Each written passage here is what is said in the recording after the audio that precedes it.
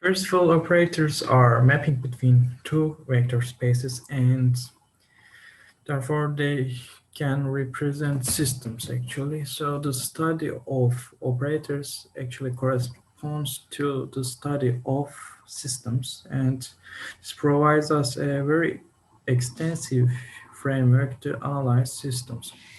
For example, the concepts of range and null spaces can be used to check the existence or uniqueness of the solution in inverse problems. So we can solve the system identification problem this way.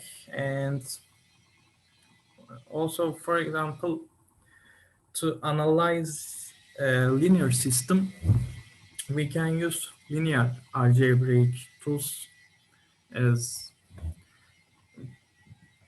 the mentioned result. And for example, an FRI LTI system can be represented by a convolution matrix, and if we analyze this matrix, we can analyze the system, and this is because of the fact that the linear operator can be represented by a matrix uh, in which the columns are the output of the system um, when the input is the corresponding input space basis vector.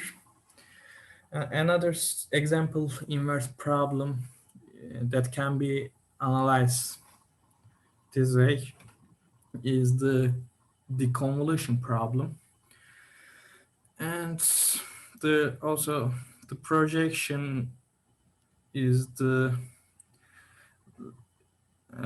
closest point in a subspace for the given vector. So by projection, we can find the closest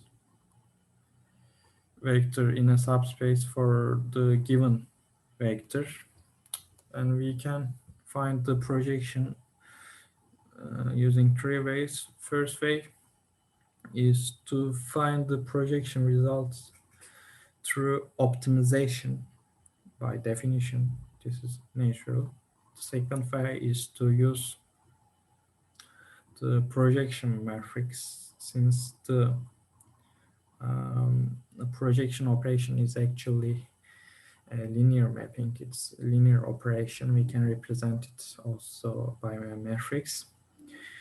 And also we can use orthogonality principles. Note that there might not exist such a closest point or such a projection in infinite dimensional case, but if exists, it must be certainly unique, and moreover, the error vector must be perpendicular, must be orthogonal to that subspace. So we can use also that property to find the projection.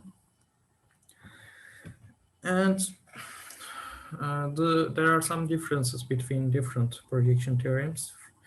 As I said, the existence of projection in arbitrary IPS is not guaranteed, but for dimensional case, or more specifically in Cn, it is guaranteed to exist, and it can be found through projection matrix.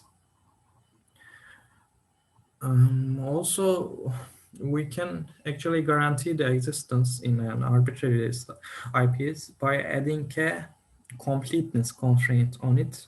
So for a complete IPS, or for a Hilbert space namely, and for complete subspace of it, the projection operator actually exists, and L2, capital L2, and finite dimensional cases, actually some examples of it.